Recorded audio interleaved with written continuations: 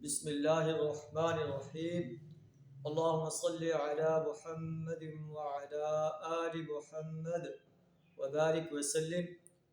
کتاب فضائل المدینہ، مدینہ کے فضائل کے بارے میں امام بخاری رحمۃ اللہ علیہ بیان کر رہے ہیں۔ عن علی رضی اللہ عنہ قال ما عندنا شیء الا کتاب اللہ وهذه الصحیفہ، رواہ البخاری۔ حضرت علی رضی اللہ تعالیٰ عنہ بیان کرتے ہیں ہمارے پاس کچھ نہیں مگر اللہ کی کتاب اور یہ صحیفہ، جس میں منقول ہے کہ نبی صلی اللہ علیہ وسلم نے فرمایا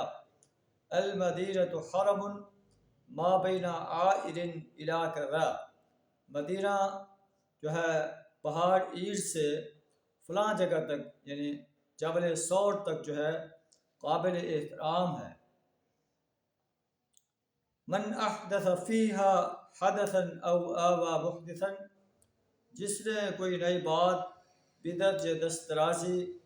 یا نئی بات کرنے والے کو جگہ دے گا، فعلیہ لعنۃ اللہ والملائکۃ والناس اجمعین،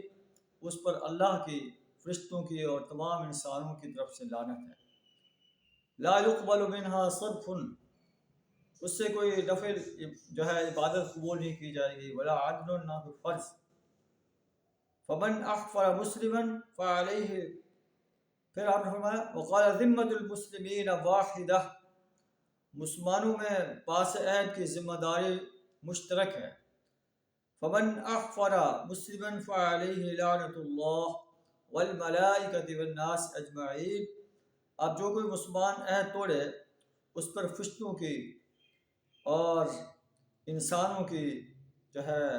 لعنت ہے، اس سے اس کی کوئی نفل عبادت اور نہ کوئی فرض عبادت قبول کی جائے گی۔ ومن تولی قوما بغیر اذن موالیہ، اور جو شخص جو آزاد کردہ غلام ہے اپنے مالکوں کی اجازت کے بغیر کوئی معاہدہ معاملات کرے گا، فعلیہ لعنۃ اللہ والملائکۃ والناس اجمعین، اس پر اللہ کی لعنت، فرشتوں کی لعنت اور تمام انسانوں کی لعنت ہے۔ لا يقبل منها صدق ولا عدل،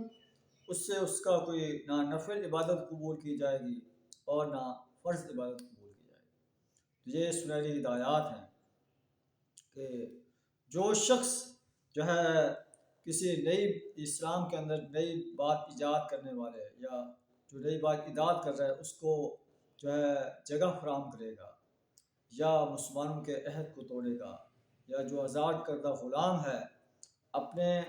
آقاؤں کی اجازت کے بغیر کسی سے معاہدہ معاملات کرے گا، تو آپ پا رہے ہیں کہ اللہ کے نبی صلی اللہ علیہ وسلم نے فرمایا اس پر اللہ کی، فرشتوں کی اور تمام انسانوں کی جو ہے طرف سے لعنت ہے، اور اس کا نہ کوئی نفل عبادت قبول کی جائے گی نہ کوئی فرض عبادت قبول کی جائے گی۔ اللہ سے دعا کر ہمیں پیارے نبی صلی اللہ علیہ وسلم کے اس آرڈر پر